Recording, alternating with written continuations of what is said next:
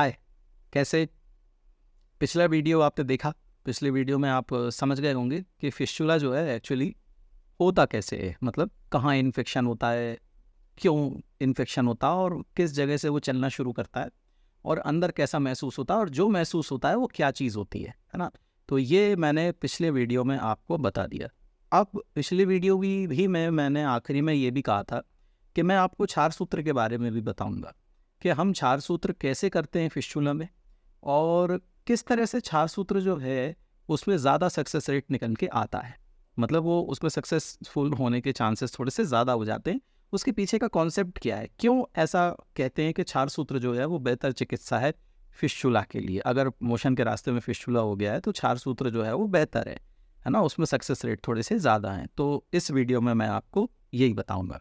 तो चलिए स्क्रीन पे चलते हैं, पुराना वाला ही इमेज है और उसी पे मैं आपको डेमोन्स्ट्रेट करूँगा कि किस तरह से, मतलब कॉन्सेप्ट क्या होता है, और बहुत इजीली करूँगा। बहुत ज़्यादा कठिन शब्दों का उपयोग मैं नहीं करूँगा उसमें और बहुत ज़्यादा डिटेल में मैं नहीं जाने वाला। मैं आपको बिल्कुल मोटी मोटी चीज़ बताऊँगा, मुख्य मुख्य चीज़ें बताऊँगा।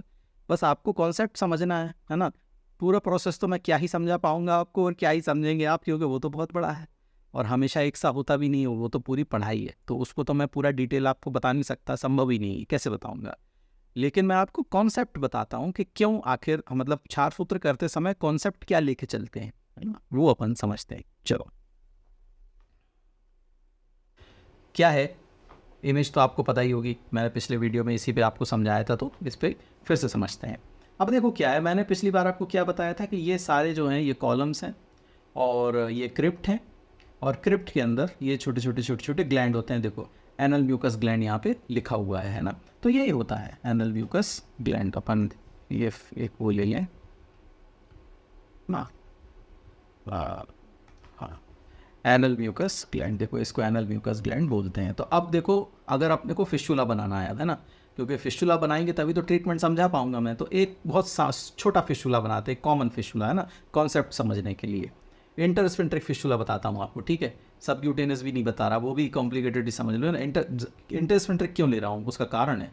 इंटरस्फिंट्रिक इसलिए ले रहा हूँ क्योंकि ज़्यादातर पेशेंट को इंटरस्फिंट्रिक फिस्टुला ही होता है, सबक्यूटेनियस फिस्टुला भी कम होते हैं और ट्रांसस्फिंट्रिक फिस्टुला, सुप्रालेप्टल ये भी रेयर होता है। इंटरस्फिंट्रिक फिस्टुला सबसे ज़्यादा होते हैं, इसलिए मैं ऐसा बना रहा हूँ, है ना। तो आप देखना इंटरस्फिंट्रिक फिस्टुला अपन कैसे बनाते हैं। तो अब देखो ये वाला जो डायग्राम है ये थोड़ा सा इस तरह का है। तो अपन केवल एक एक्सटर्नल ओपनिंग, जैसे मान लो ये आपका मोशन का रास्ता यहाँ से ऐसे आगे चला गया, ये भी ऐसे ऐसे आगे चले, ठीक है, ये स्किन आ गया। तो अब क्या है, आपको समझ लो कि यहाँ पे आपकी एक्सटर्नल ओपनिंग है ना, इसको ब्लैक में कर देते हैं। यहाँ पे आपकी एक्सटर्नल ओपनिंग है, ये एक्सटर्नल ओपनिंग बन गई, ठीक है। अब फिस्टुला आपका यहाँ से चल रहा है, ये इस तरह से गया फिस्टुला इंटरस्फिंट्रिकली, है ना। और अभी देखो ये जो ट्रैक जा रहा है ना, ये इस तरह से आएगा ऐसे क्रिप्ट में, ये क्रिप्ट है उसका। तो ये हमने बाहर से अंदर की तरफ बनाया आपको समझाने के लिए, लेकिन एक्चुअली में क्या होता है, ये पहले इन्फेक्शन यहाँ पे होता है। अगर पिछला वीडियो आपने मेरा देखा होगा ना, तो उसमें मैंने बताया है कि इन्फेक्शन किस तरह से हो जाता है ग्लैंड में।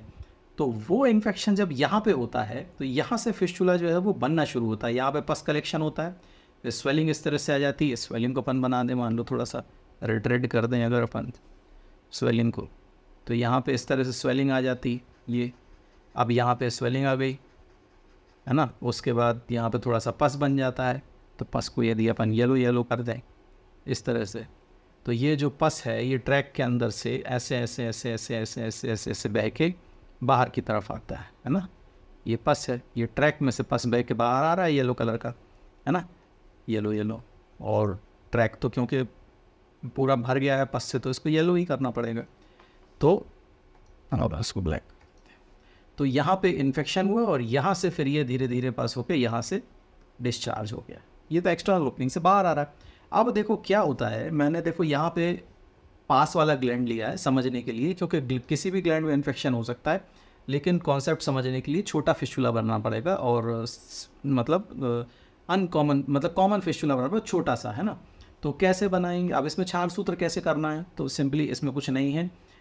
ध्यान सिर्फ ये दिया जाता है क्षार सूत्र में कि क्षार सूत्र जो है वो इन्फेक्टेड जो ग्लैंड है, जो क्रिप्ट है, वहाँ से ही निकलना चाहिए। क्योंकि एक्सटर्नल ओपनिंग तो यहाँ पे, ये तो आपको दिख ही रही है, ये एक्सटर्नल ओपनिंग है ना। तो एक्सटर्नल ओपनिंग से जब आप प्रोब डालते हैं, आप क्या मतलब, हम लोग जैसे प्रोबिंग करते हैं, धागा डालने के लिए एक इंस्ट्रूमेंट होता है, उसको प्रोब बोलते हैं। तो प्रोब को यहाँ से इंसर्ट करते हैं, तो हमारा सॉरी, हमारा जो प्रयास होता है, वो प्रयास हमारा ये होता है कि प्रोब जो यहाँ से जा रहा है, ऐसे ऐसे ऐसे ऐसे यहाँ से जो प्रोब जा रहा है, वो इन्फेक्टेड जो क्रिप्ट है उसी में से निकले। क्योंकि कई बार क्या होता है, एक्सटर्नल ओपनिंग और जो ट्रैक होता है वो काफ़ी चौड़ा होता है ना, तो चौड़ा हो जाता है वो काफ़ी, तो उसमें प्रोब काफ़ी ढीला होता है। लेकिन हमको ध्यान देना ये होता है कि जब पर रेक्टल एग्जामिनेशन करते हैं, तो जब हमारी फिंगर अंदर रहती है, तो हमको पता रहता है कि किस लोकेशन पे क्रिप्ट जो है, जो ग्लैंड है, वहाँ पे इन्फेक्शन है। उसका पिट कौन सा, उसको पिट बोलते हैं, है ना, टेक्निकली उसको पिट बोलते हैं कि पिट कहाँ पे मिल रहा है। जब इन्फेक्शन हो जाता है, जब ग्लैंड में इन्फेक्शन हो जाता है, तो वहाँ हल्का सा डिप्रेशन आता है, तो उसको पिट बोलते हैं। कभी वो इन्फ्लेम्ड कंडीशन में होता है, कभी वो नॉर्मल कंडीशन में होता है। इन्फ्लेम्ड का मतलब क्या होता है कि उसमें सूजन हो, उसमें दर्द हो, और कभी कभी वो नॉर्मल कंडीशन में होता है, इन्फ्लेम्ड नहीं भी होता है। तो इन्फ्लेम्ड होता है तो हल्का सा उसमें उभार महसूस होता है, और अगर वो इन्फ्लेम्ड नहीं होता है तो छोटा सा पिट महसूस होता है, हल्का से डिप्रेशन उसमें रहता है। ये मतलब ये अलग चीज़ है, अनुभव की बात है, ये तो डॉक्टरों की प्रॉब्लम है, मतलब ये तो हम ही लोग देखते हैं। मगर आपको मैं बता रहा हूँ कि क्षार सूत्र क्यों मतलब उसमें सक्सेस रेट ज़्यादा हो जाता है, ऐसा कौन सा सिद्धांत जो है उसमें हम अप्लाई करते हैं। तो वो जो पिट है, हमको वो आइडेंटिफाई करना होता है। हमारा पूरा प्रयास ये रहता है कि वो पिट हमको आइडेंटिफाई हो जाए जहाँ पे उसका सोर्स ऑफ इन्फेक्शन है। तो हमको यहाँ पे पूरा फोकस करना होता है, इसको ढूंढना होता है पूरी एनल कनाल में कि कहाँ पे कौन सा क्रिप्ट एक्चुअली में इन्फेक्ट, जहाँ से शुरू हुआ है वो, है ना। कभी कभी सूजन पूरे एनल कनाल में अगल बगल होती है, लेकिन कहाँ से शुरू हुआ है ये थोड़ा सा अनुभव की बात है।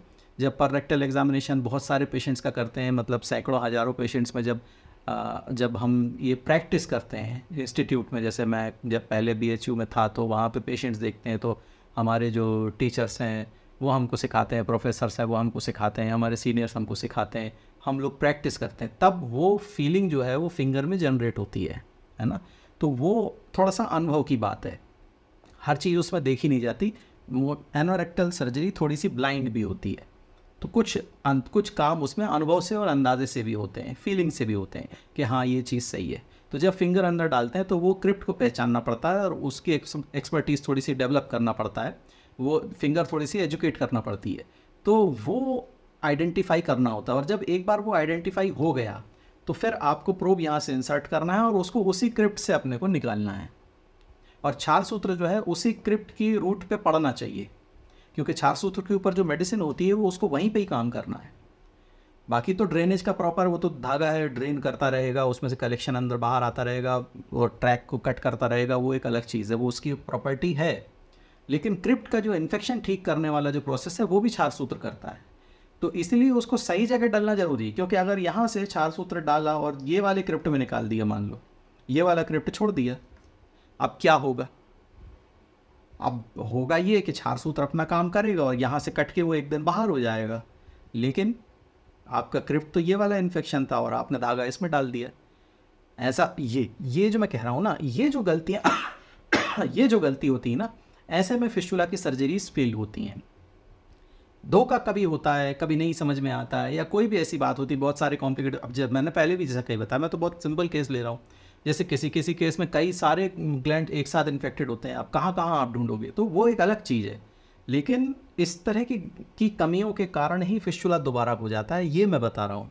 तो हमारी कोशिश ये रहती है कि क्षार सूत्र हम वहीं डालें, और हमें डालना ही होता है जहाँ पे क्रिप्ट इन्फेक्टेड हो, उसी में डालना है, उसी में डालना। भले ही उस दिन हम ऑपरेट कैंसिल कर दें, मान लो उस दिन हमको अगर इन्फ्लेम्ड कंडीशन में मान लो नहीं है, या कुछ ऐसा लग रहा है कि यार हमको मिल नहीं रहा है, MRI करने की ज़रूरत पड़ी, तो OT फिर हम कैंसिल भी कर दें कि नहीं, अभी क्रिप्ट हमको ठीक नहीं मिला है, आज हम इसका प्रोबिंग नहीं करेंगे, MRI हम और कराएंगे, और उसके बाद फिर हम देखेंगे कि क्रिप्ट कौन सा कहाँ दिख रहा है, जहाँ सही होगा वहाँ डालेंगे।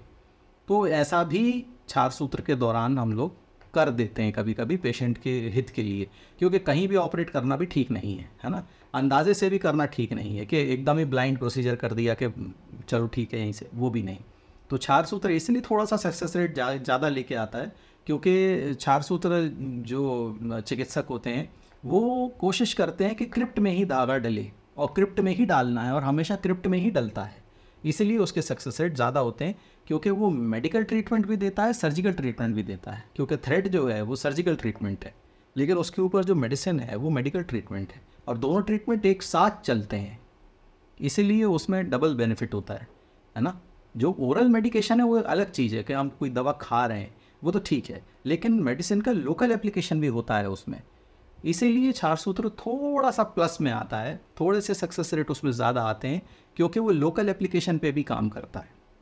ओरल मेडिकेशन तो देते ही सब, आप टैबलेट खाते हो, एंटीबायोटिक वगैरह तो कितना खाते हैं, लेकिन फिस्टुला के क्रिप्ट में कोई दवा का एप्लीकेशन हो रहा है, उसको लोकल एप्लीकेशन कहते हैं। तो वो लोकल एप्लीकेशन क्षार सूत्र में जो कोटिंग होती है मेडिसिन की, वो उसको लोकली ठीक करती है, ये इंपॉर्टेंट बात है, इसलिए उसके सक्सेस रेट थोड़े से ज़्यादा निकल के आते हैं। ठीक है, तो आप समझ गए, क्रिप्ट में क्षार सूत्र डलता है, क्रिप्ट में ही क्षार सूत्र डलता है, और कहीं क्षार सूत्र इधर नहीं हो, क्षार सूत्र डलना है तो क्रिप्ट में ही डलेगा, एक्सटर्नल ओपनिंग से जाएगा और क्रिप्ट से ही बाहर आएगा, समझ रहे हैं। और अब तो क्रिप्ट आप समझ गए, एनल ग्लैंड आप समझ गए, तो आपको मालूम चल रहा होगा कि मैं कहाँ की बात कर रहा हूँ। तो क्षार सूत्र को यहाँ से डालेंगे एक्सटर्नल ओपनिंग से, और क्रिप्ट से बाहर आएगा, और उसके बाद जब वो चलना शुरू होगा तो फिर तो ठीक ही हो जाना है, कोई बात ही नहीं है। और दोबारा होने की पॉसिबिलिटी क्यों होगी, जब आपने सही क्रिप्ट में धागा डाल दिया है, इन्फेक्शन क्लियर है, फिर क्यों दोबारा होने वाला है, नहीं होने वाला है। इसीलिए क्षार सूत्र के रेट, सक्सेस रेट जो है वो थोड़े से ज़्यादा निकल के आते हैं, यही बात है। तो इस वीडियो में मुझे आपको यही बताना था, होपफुली मैंने आपको बताया उस हिसाब से, है ना, जितना इजी हो सकता है, जितना सामान्य शब्दों में मैं बता सकता हूँ, मैंने वो आपको बताया है। तो ओवरऑल आपको कॉन्सेप्चुअल क्लियर तो हो गया होगा थोड़ा बहुत, कि आपका मतलब सैद्धांतिक रूप से तो आपको समझ में आया होगा।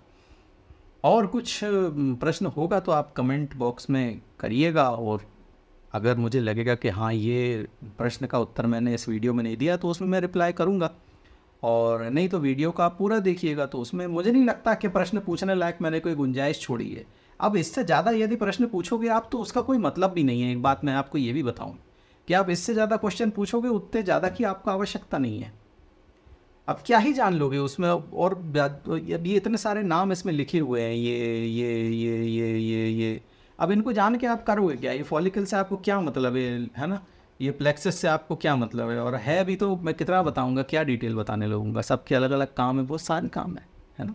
तो इसलिए वो छोड़ो, आप कॉन्सेप्ट समझो आप, बाकी काम तो सारे डिटेल करने वाले डॉक्टर साहब लोग ही करते हैं, है ना। लेकिन कॉन्सेप्चुअली आपको पता होना चाहिए कि आपके साथ यदि क्षार सूत्र हो रहा है तो किस कॉन्सेप्ट के बेस पे हो रहा है, ये बात है ना।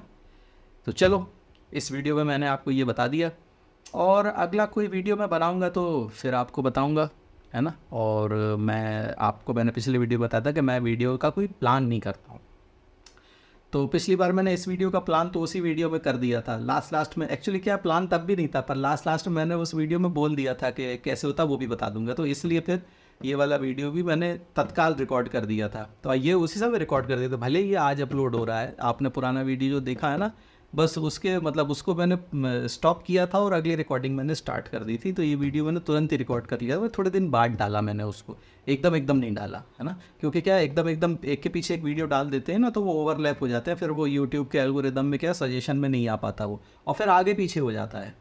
जैसे आप वो वाला वीडियो हो सकता है सजेशन में ये वाला वीडियो पहले आ जाए, और जो मैंने पहले डाला है वो बाद में आए, तो फिर वो सीक्वेंस नहीं बैठता ना, इसलिए मैंने इसको बाद में डाला और वो वाले को पहले डाला।